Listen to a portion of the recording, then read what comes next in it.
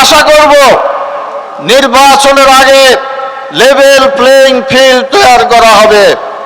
যদি তা করতে ব্যর্থ হন, আগামী নির্বাচনে জনগণ ৮ দলের পক্ষে রায় দিয়ে আপনাদের এই অবিচারের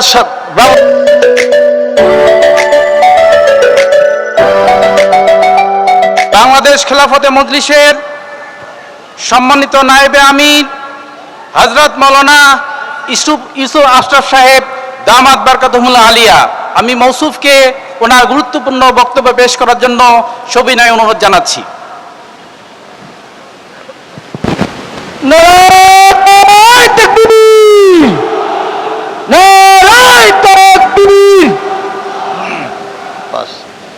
আসসালামু আলাইকুম ওয়া রাহমাতুল্লাহি ওয়া বারাকাতুহু। আন্দোলনরত ৮ দলের রংপুর বিভাগীয় সমাবেশের মোহতারাম সভাপতি, বাংলাদেশ জামায়াতে ইসলামের কেন্দ্রীয় নায়েবে আমির জনাব অধ্যাপক মুজিবুর রহমান সাহেব, আজকের এই সমাবেশের প্রধান অতিথি ইসলামী আন্দোলন বাংলাদেশের মোহতারাম আমির চরমনাই পীর সাহেব জনাব মাওলানা সৈয়দ রেজাউল করিম সাহেব, উপস্থিত কেন্দ্রীয় নেতৃবৃন্দ এবং স্থানীয় নেতৃবৃন্দ, সাংবাদিক ভাইয়েরা এবং জনতা, আমি সর্বপ্রথমেই রুহের মাগফিরাত কামনা করছি রংপুরের কৃতি সন্তান, জুলাই আন্দোলনের প্রথম শহীদ জনাব শহীদ আবু সাঈদের সহ শত শত শহীদ যারা হয়েছে, ফ্যাসিস্ট হাসিনাকে এই দেশ থেকে বিতাড়িত করার জন্য তাদের সবাই রুহের মাগফিরাত কামনা করছি। সংগ্রামী উপস্থিতি, আপনারা জানেন আজকে বাংলাদেশের মানুষ 2 ধারায় বিভক্ত হয়েছে।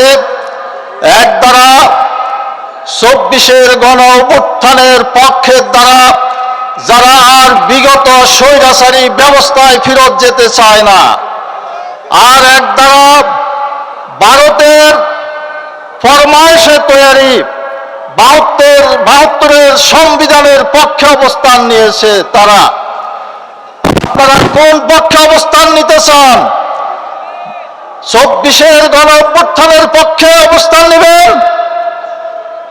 যদি 24-এর গণ অভ্যুত্থানের পক্ষে অবস্থান নিতে হয়, তাহলে আগামী নির্বাচনে গণভোটের মাধ্যমে, ভোটের মাধ্যমে জুলাই সনদকে আইনে ভিত্তি দিতে হবে।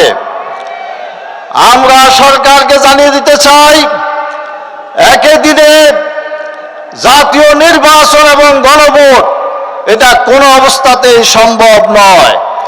তাই অনতিবিলম্বে জাতীয় নির্বাচনের তফসিল ঘোষণা করুন এবং সেই নির্বাচনের আগে গণভোটের তারিখ ঘোষণা করুন।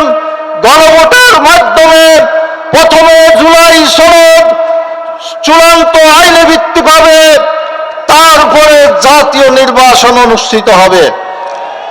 সংগ্রামী ভাইয়েরা, প্রধান উপদেষ্টা বলেছেন তিনি একটি সুন্দর নির্বাচন উপহার দিবেন। তিনি কিভাবে সুন্দর নির্বাচন উপহার দিবেন? আজকে অবৈধ অস্ত্র উদ্ধার করা হয় নাই, চিহ্নিত সন্ত্রাসীদেরকে গ্রেপ্তার করা হয় নাই, আজকে লেভেল প্লেইং হয় নাই, তাহলে সুন্দর নির্বাচন কিভাবে অনুষ্ঠিত হবে? এক দলের প্রধানকে ভিভিআইপি মর্যাদা দিয়েছেন, তাহলে অন্য দলের প্রধানদের অবস্থা কোথায়? তাহলে লেভেল প্লেইং ফিল্ড কোথায় হবে? তাই আমরা আশা করব নির্বাচনের আগে লেভেল প্লেইং ফিল্ড তৈরি করা হবে। যদি তা করতে ব্যর্থ হন, আগামী নির্বাচনে জনগণ ৮ দলের পক্ষে রায় দিয়ে আপনাদের এই অবিচারের ব্যবস্থা গ্রহণ করবে।